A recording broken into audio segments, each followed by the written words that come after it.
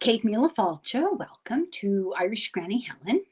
I'm delighted you're here. I think this subject that we're going to talk about today is really what it's all about. It's very important.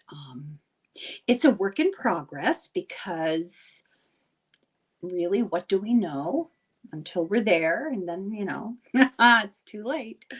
This is about after you die.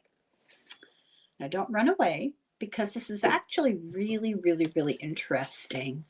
Um, I stumbled on a video. Oftentimes, weird YouTube videos present themselves to me when I'm trying to upload one of my own that has absolutely nothing to do with what I'm uploading. And it'll catch my eye because the title just sounds interesting. And the next thing you know, I'm down the rabbit hole. So I've been doing a lot of research the past week or so. Every time I have a little bit of time, trying to put together some kind of a cohesive summary of what it is that I'm going to talk about. And I guess it can best be contained in the question, should we go to the light? Really? So, the trope of people who have near-death experiences. We've had them here as guests to join us on my channel. It's been so interesting. I'll have to do that again. I actually am going to do that again, so stay tuned. It's coming up not too long from now. And they have experiences that are often remarkably similar, not identical. There's always a little variation, but they're fascinating. And there's a whole slew of studies and books and conversations about near-death experiences. I did a whole lot of books a few years ago. I feel like it's almost time to do them again. I'm not sure if they're still on my channel. I'll have to look. But in the meantime, I stumbled on this really strange channel, and I didn't know what to make of it. I read the transcript, as I so often do. I don't have the time to sit through a 2-hour lecture, but I can read the transcript pretty fast and get the gist of it. And then if it still sounds appealing, I'll watch it. And this was people talking about a theory having to do with life on Earth and our consciousness being trapped by malevolent technology. And I thought, oh Lord, this is, add this to my list of something to worry about. So I decided to do a little research and to see, to just sort of assuage my fears. And I found really interesting because they were saying, when you die and you see the light, don't go to the light. And after researching them a bit, it kind of begged the question, says who? What do other belief systems say about this? So I dug in. So sit back and enjoy this because it's really interesting. I researched what ancient philosophies, religious traditions, cultures, scientists, psychologists, ethicists, and, fringe nut jobs had to say about this. And it's actually astounding how similar the core understanding is. So before the documentation of near-death experiences as we know them, and we'll talk about them a little more later in this, but very briefly for the one person left on Earth who doesn't know what this is, it's when somebody has a trauma or a medical incident, and for all intents and purposes, clinically, they're dead. And they have a whole incredible experience while they're lying there unconscious and people are trying to resuscitate them. And no matter what the reason that the person is near death, often, people have been in the morgue and come back. So who's to say? Where do you draw the boundary between life and death? That's a whole other video. They share, no matter if it was a car accident or an overdose or an aneurysm or just, you know, whatever did them in. They share similarities of experience, and it's cross-cultural, and it seems to be across time, so that older stories, we don't have a lot documented from the way, way past, but there are some, and they express very similar experience to what people today express. So let's dig into this a little bit and see. Let's look at these ancient traditions, ancient scriptures, and traditional philosophies talk about near-death experiences that sound like they got it off of YouTube. It's really interesting. So let's talk about the Egyptian Book of the Dead. So this is meant to be a guidebook for your soul. It describes what they believe happened after death. The Egyptians were really into death. I mean, death to them was where it was at. They believed in an underworld, an eternal life, and rebirth, and a continuing cycle of this. Hence, when the elaborate burials, with personal possessions and pets and food, and sometimes with slaves, and everything that the dead person would need in their next life. Their journey, to their eventual reunion. And they believed that eventually there would be a time when their soul would reunite with Ra, the sun god. So they believed that, boom, you're dead. And then the next thing you know, your heart is being weighed on a scale by Osiris, the god, Osiris, against an ostrich feather. So which one is heavier? And if your soul is lighter than an ostrich feather, the feather of truth, then they see that you deserve a peaceful afterlife. You've been a good girl or boy. If your heart is light, you are guided by Osiris down a corridor, and very reminiscent of a tunnel, I have to say. And the corridor is lined with gods and other guides, and they take you out into the field of reeds, the garden, to be born again. To qualify for eternal life, you determine this mostly in your physical life while you're here. That's why they're weighing your heart to see if it's as light as the feather of truth. You have to act, they had a whole code. You have to act justly. They had very high morals, and they had standards that people needed to abide by. You have to follow Egyptian traditions and beliefs. You have to allow your body to undergo ritual treatments after death so your soul can meet its fate. So I don't know if they had like cut rate rituals for people who were poor. I don't know if the really elaborate ones, they must have cost more. They used precious gems and herbs and ointments. And so I didn't look into that. But in general, the generic afterlife treatment of your body plays a part in what happens to your soul. They believed in eternal life. They believed in rebirth with the next time you're born, you have the same job and the same interests. I think that's a little bit of a bummer, but okay.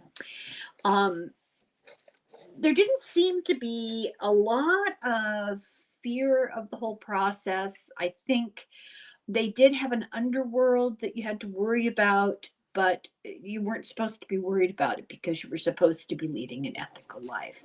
That was the presumption, and the book was there to assure you of that. So then we have the Tibetan Book of the Dead, and this is a form of Buddhism, Tibetan Buddhism.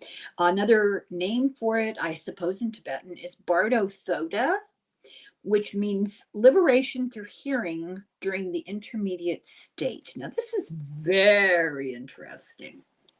They believe that this is such a great roadmap to prepare you for your moment of death, that they will sit by the bedside of somebody who is dying and read from this book so that they will know what to expect. And even after death, they think the dead is still hanging around and can hear. And so monks will read this book out loud to the dead body, hoping the soul gets the message.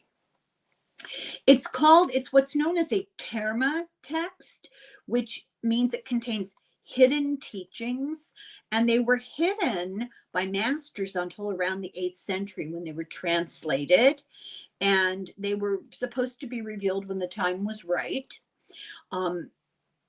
It's a type of continuous revelation, and I didn't do a lot of research into the actual book itself. We're more concerned about the afterlife teachings, but we could go back and look at it if you guys are interested. This is from the oldest school of Tibetan teaching. It has been translated from the Sanskrit into Tibetan in the, as I said, the 8th century. So what's the purpose of this Book of the Dead? It's to guide the consciousness through the bardo. And the bardo is the term they use for the liminal state, that state between life and death, between death and rebirth. The book is supposed to support the uninitiated through the death experience, the bardo, in order to achieve enlightenment.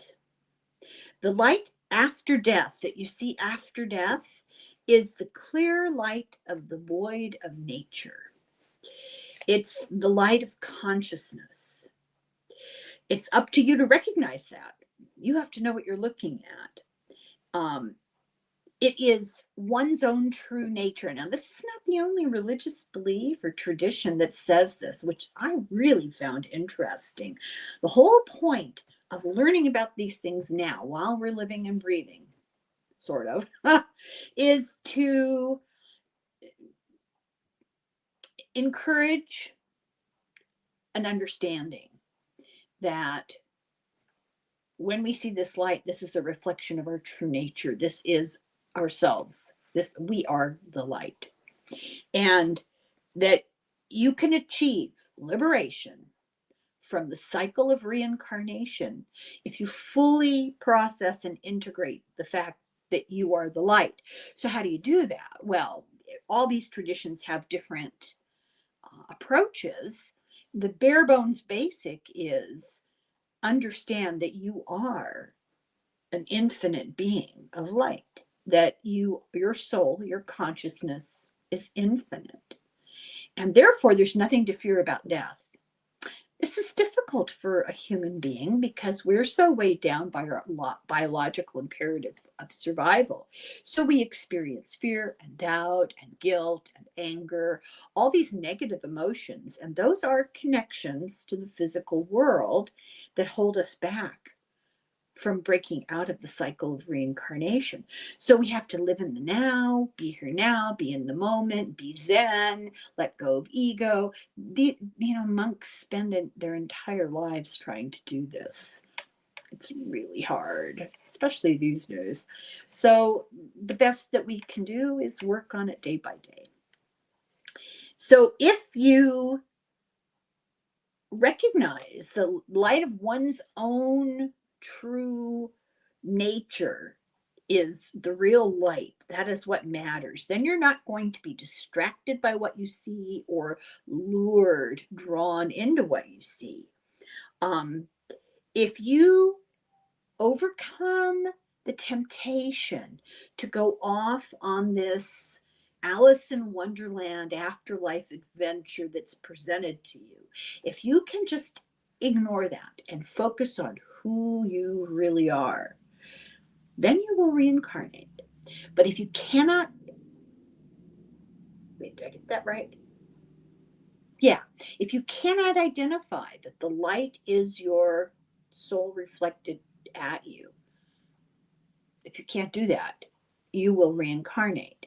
If you can break that attachment to the physical, as I said, don't go down the rabbit hole of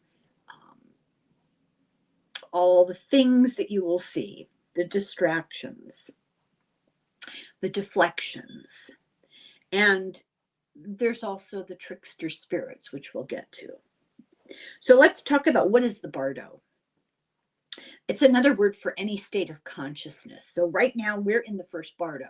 We're awake. Well, we're conscious.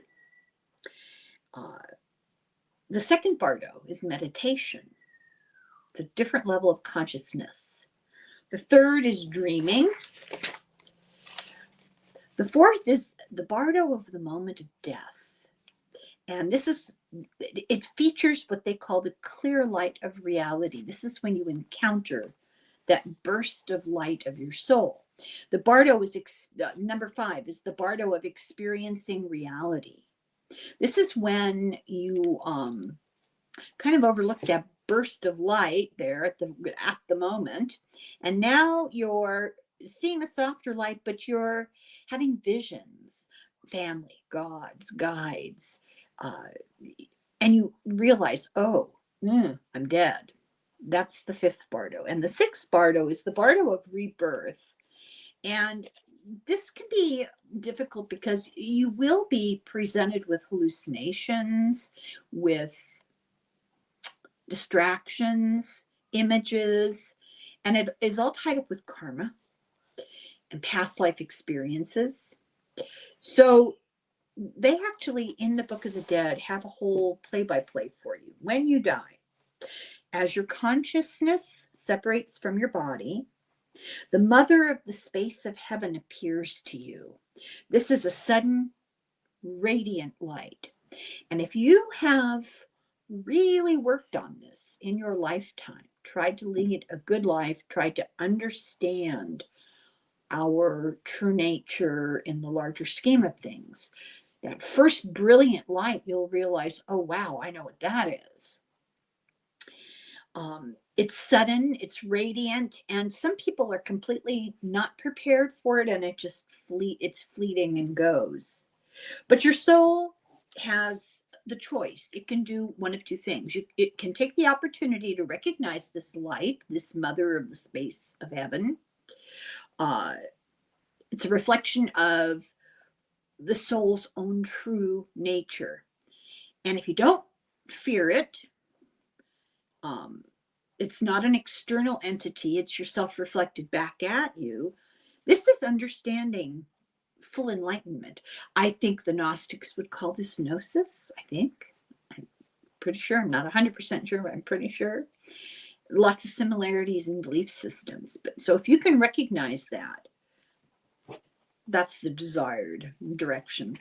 Or because you're too attached to the physical world, you're either overcome by fear, you're blinded to the meaning of the light, you're completely unaware of any of this stuff, you're ill prepared, you won't even see it. Some people won't even see it because they're just not there yet. Now, this is not judgment.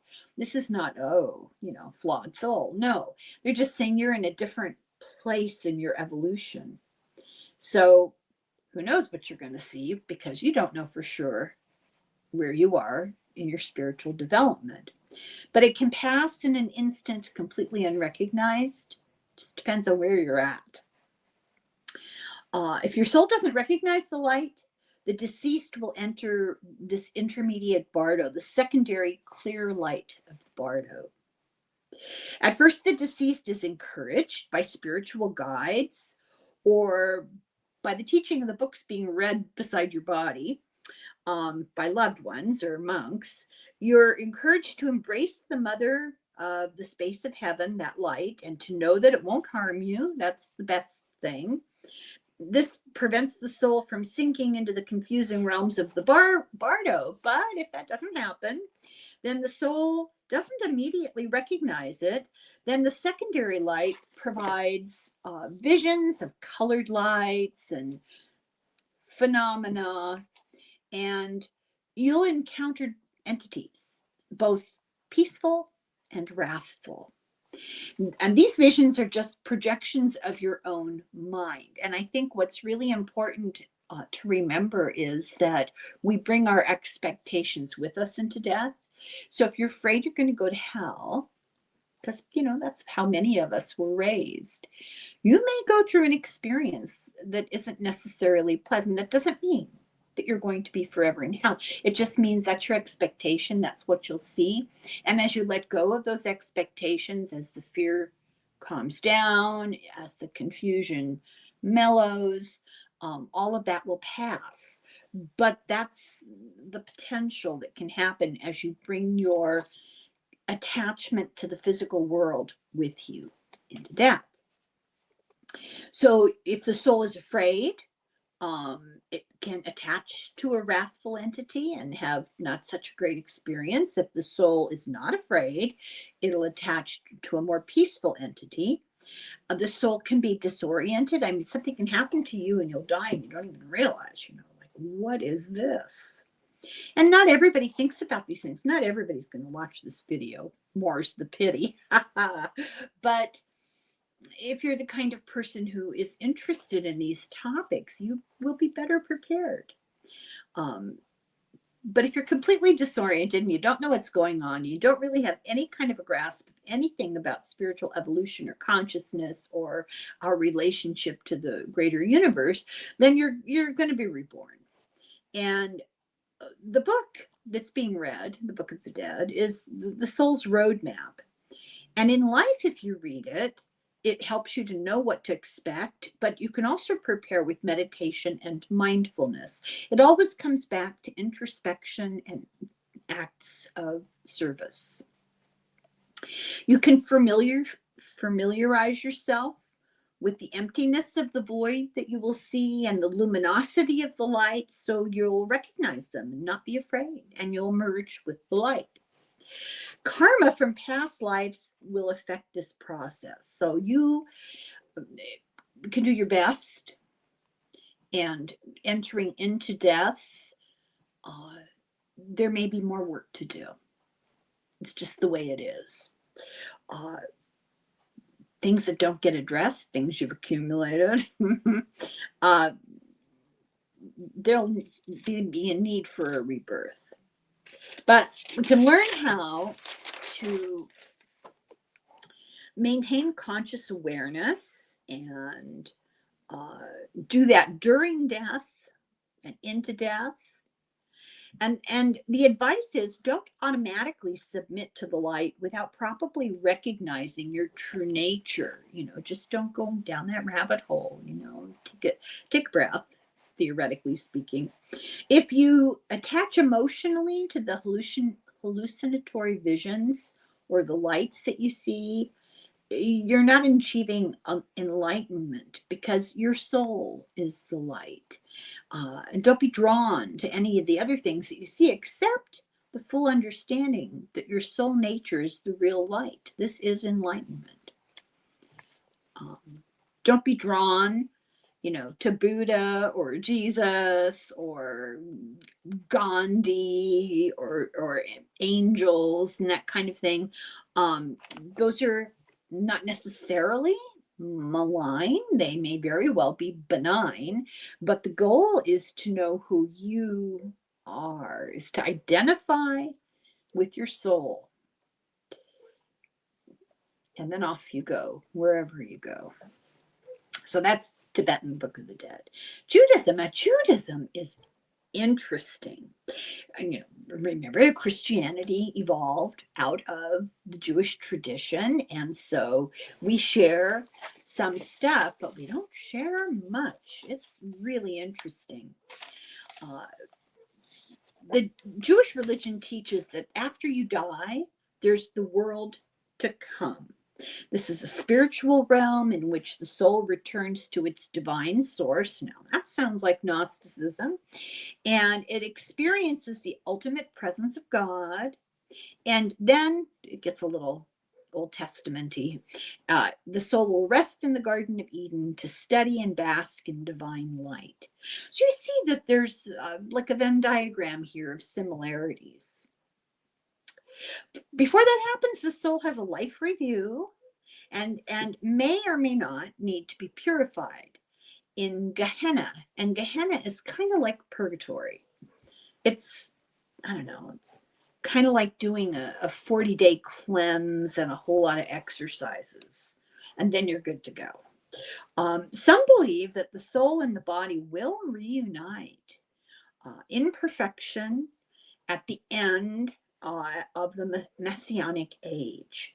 It depends on what type of Judaism you espouse. So it's really hard to be definitive about it, almost any religion, because there's so many different versions of every religion. There's no need to go to the light. That's not what it's all about. Ultimately, your destination differs depending on what different Jewish tradition you belong to, but all of them emphasize the same thing. It's all determined by how you live. You have an ethical life. That's what matters. I think there are 5 admonitions of what you have to do in life, and very similar, to feed the hungry, visit the sick. It's about active service. And then we have Christianity. Christianity, it's a mess because it's gone in so many different directions. Some Christians believe you die, you go to heaven, purgatory, or hell. Some Christians believe you die, and if you haven't done ritual stuff before you die, you go to hell. Some Christians believe that you only have to say, Jesus Christ, my personal Savior, and it doesn't matter what you do on earth, when you die, you go to heaven. All of this is really detached from the original Gnostic beliefs, but we've talked about that a lot. Then there's sort of the mainstream, not so extreme Christianity, and they believe after you die, you transition into Christ's presence. The light is the light of God. So you will see the light, but it's the light of God. You'll be good. Then they believe that death is the ultimate peace and the ultimate forgiveness of sins, and the way you prepare for it in life, depending on what version of Christianity, you have to go through certain ritual things, or say certain things, or profess certain things, but it all boils down to how you treat people. In most branches of not all, most branches of Christianity. Then we have Islam, the latecomers to the monotheistic party. They believe that death is a transition. Then different sects believe different things, so we're just generalizing here.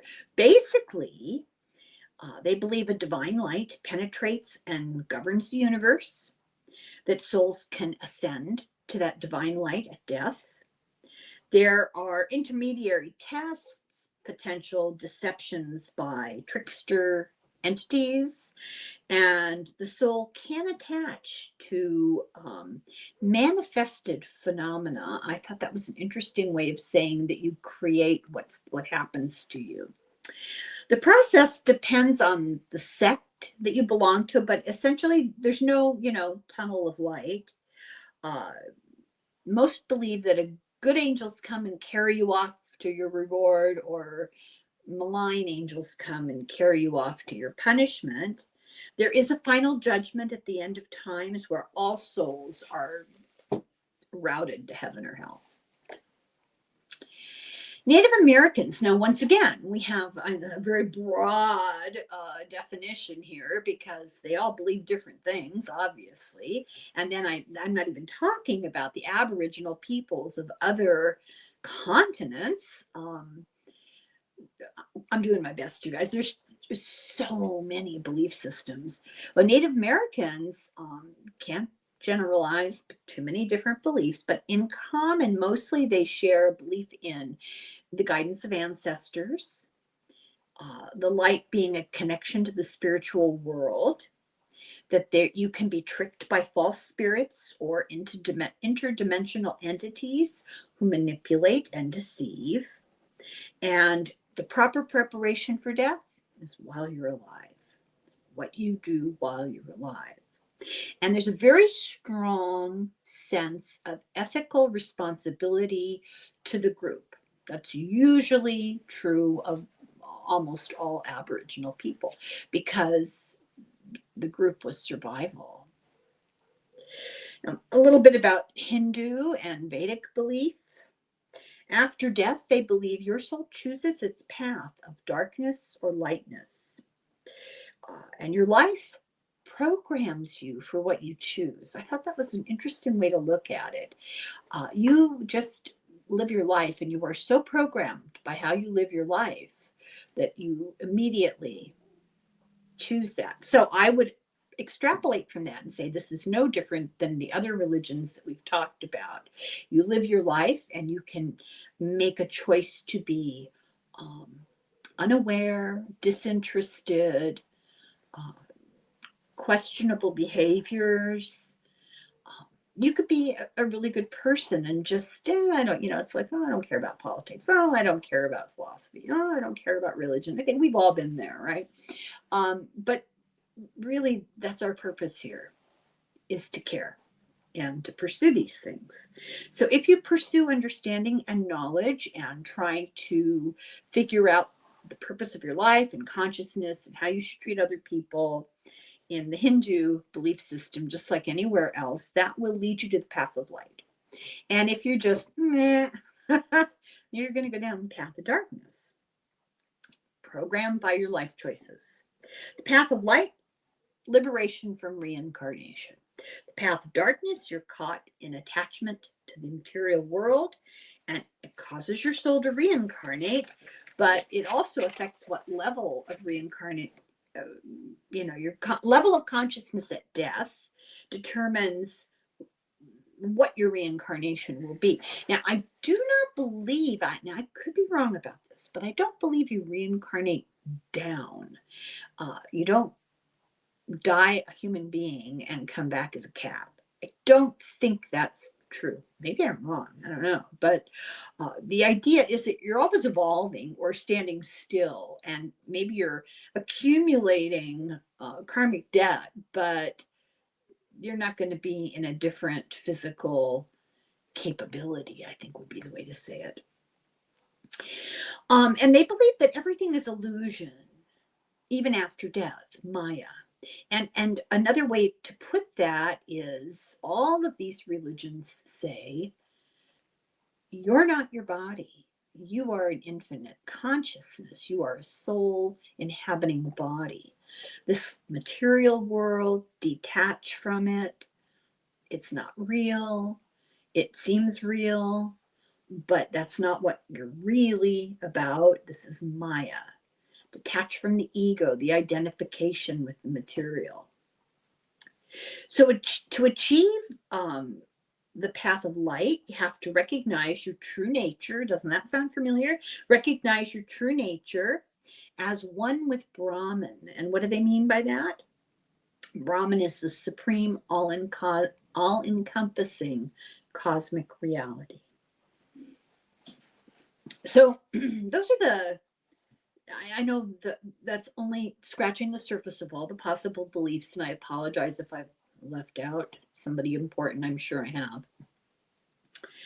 But I wanted to talk a little bit about philosophy, because one man's religion is another man's philosophy. And of course, Plato had something to say about death. He wrote the Republic, and in that Republic, he wrote about the myth of Er. And he said that after death, souls can choose reincarnation because they feel so attached to the physical world. They're so influenced still by life choices and desires and experiences that they've already had, that they want to go back. Therefore, after death, your choices are conditioned by your life. Now, that's very kind of Hindu Vedic, right? What happens in your life affects your path after death. And you may not really even realize that, but that is the reality. The course your soul takes after death is not always necessarily freely made. You may have drawn the map already by how you lived your life. Most souls reincarnate through ignorance or compulsion, and not through wise choice. This is what Plato said. He said the soul is immortal. You are not your body. After death, virtuous souls are rewarded with bliss, or they can go into a philosophical enlightenment in the world of ideas. And as a result of that, they exist with the divine. Wicked souls are punished. I didn't get much farther than that.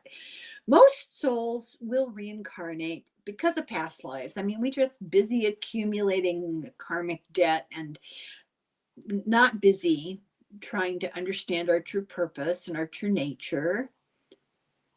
It's a byproduct of being human. We're all flawed and it's difficult. And so most of us are going to reincarnate. There are very few souls that are ready to take off. Not really. Ultimately is an escape from the cycle of reincarnation and unity with the highest realm. Doesn't that sound familiar?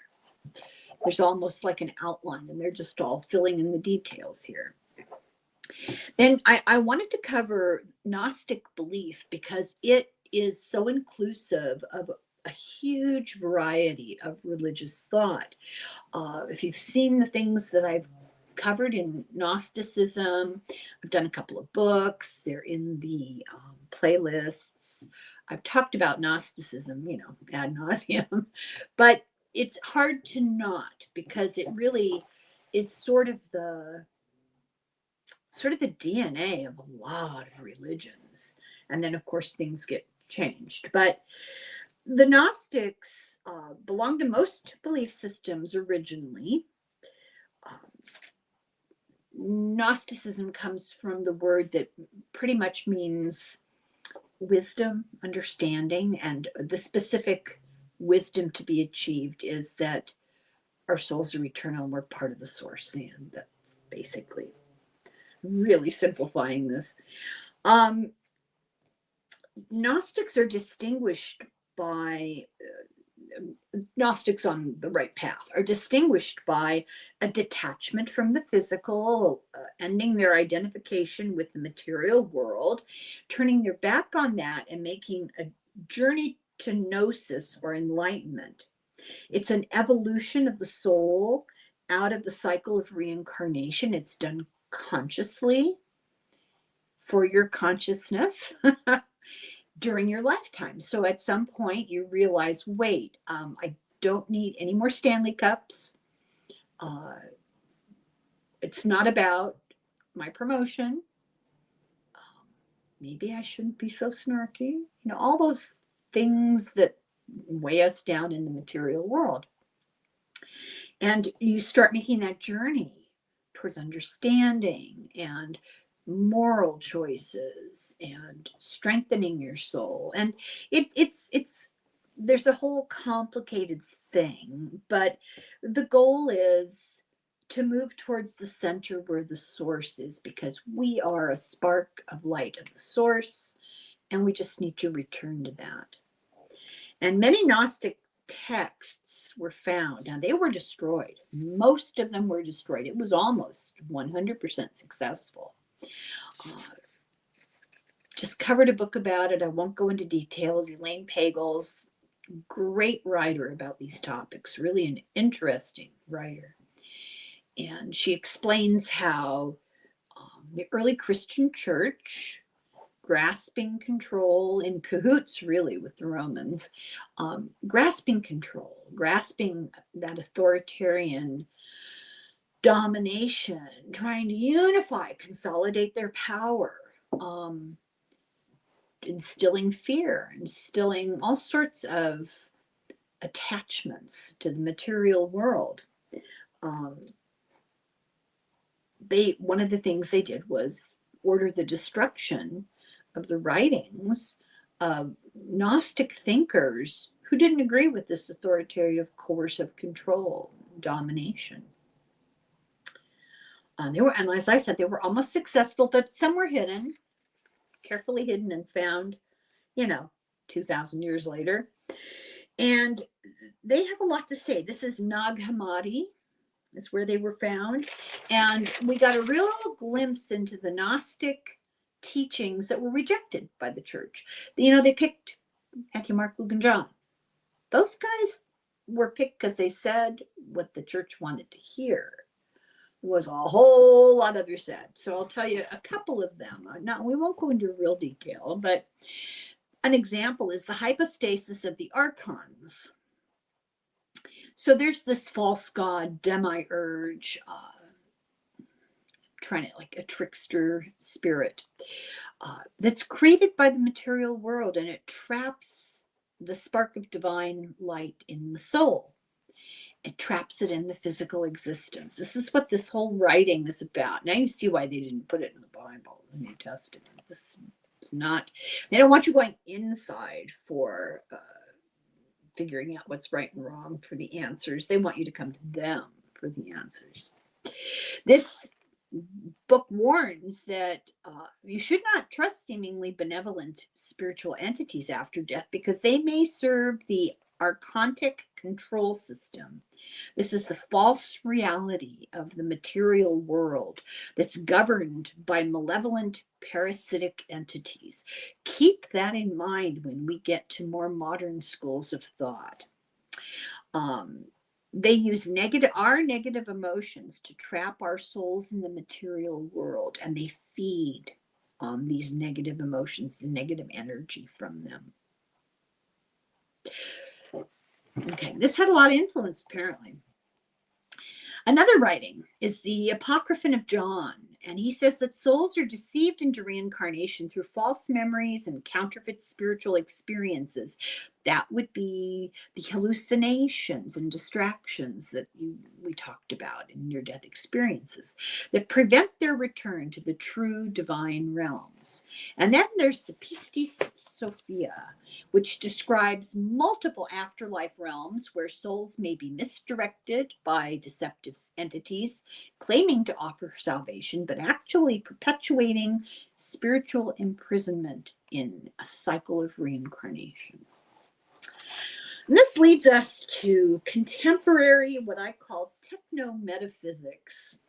And it is really interesting because it's quite apparent after reading these older belief systems that these guys are aware.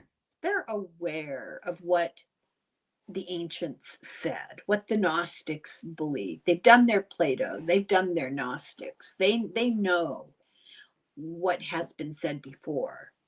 And they've combined it with a mishmash of threat of technology, the fear of the threat of technology, and ufology. They put it all together into this really interesting combination. So here we go. This is what they say. I wrote, it shares a number of concepts with Plato, the Gnostics, other religious views, and it's the reframing of old knowledge in a more modern computer affected world.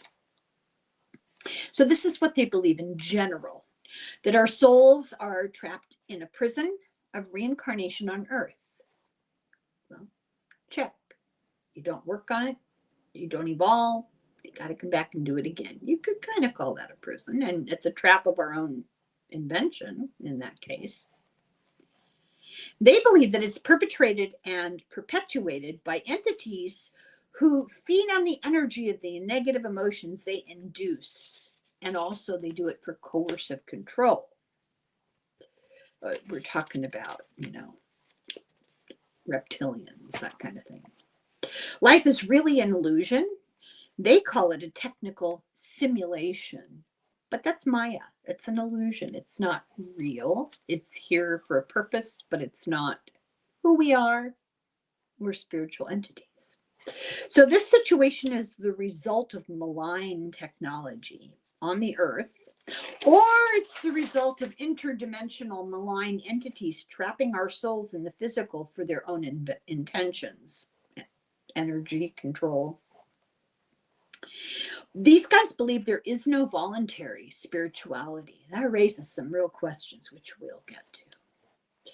That reincarnation is forced recycling of consciousness to keep control of human spiritual development, or to harvest energy of negative emotions to feed off of. The life review at death is not about spiritual learning. Its purpose is to induce guilt and fear and to compel the soul to accept reincarnation as a karmic necessity. So there are several proponents of this, and we'll get to it in the next video. I didn't want to make this quite so long, but I got carried away. I hope this is interesting for you. I find this fascinating, and the similarities, I mean, really are astounding. So next time, a little tempting for you, I'm going to talk about David Icke. Slángafoil, sláinte.